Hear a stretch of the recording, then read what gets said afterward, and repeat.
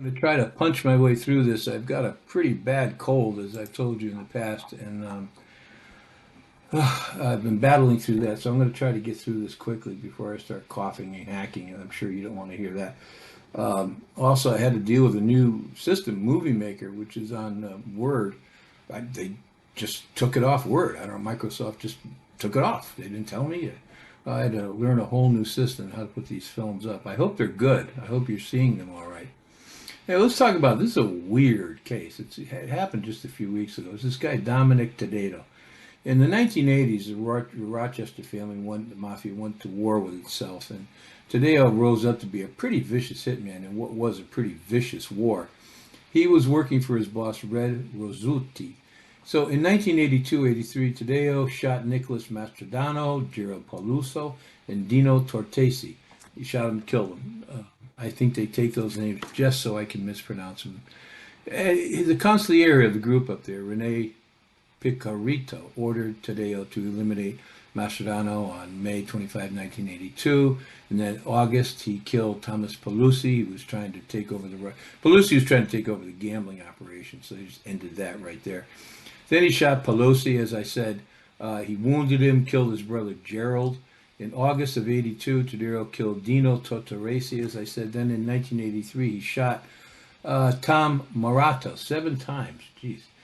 Morato survived, but he became known as the Clay Pigeon, the Rochester Clay Pigeon. There is a guy in New York during Prohibition, Legs Diamond, I think, was known as the Clay Pigeon. He was shot so many times, and he lived to tell about it. We don't have time, I won't go into it, but I'll just tell you really quickly. So there's this big speculation, well, who killed him? I know who killed him.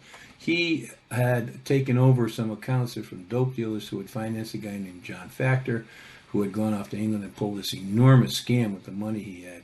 And he wanted to get paid, and Factor had no intention of paying, and that's how Legs Diamond ended up shot dead. Anyway, moving on.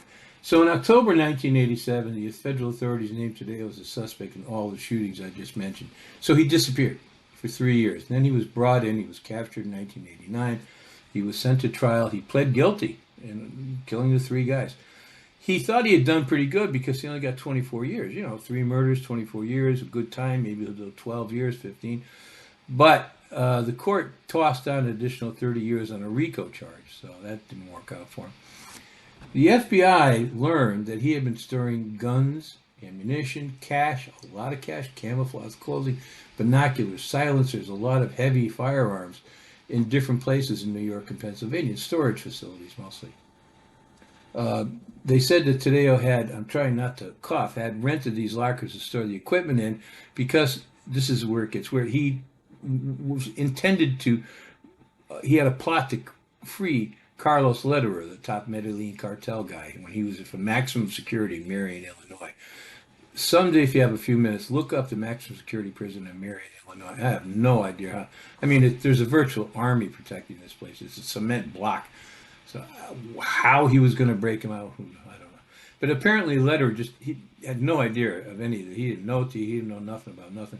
So he wanted to break him out and then try to sell him back to the Medellin cartel. That's the last thing they wanted was him back in business. So anyway, this fall he pleaded guilty to escape from a federal halfway house, and he had less than a year to serve on his sentence. So he had less than a year to serve, and he said he had to go to the doctors. He had a medical appointment. This is in March, March of 2022.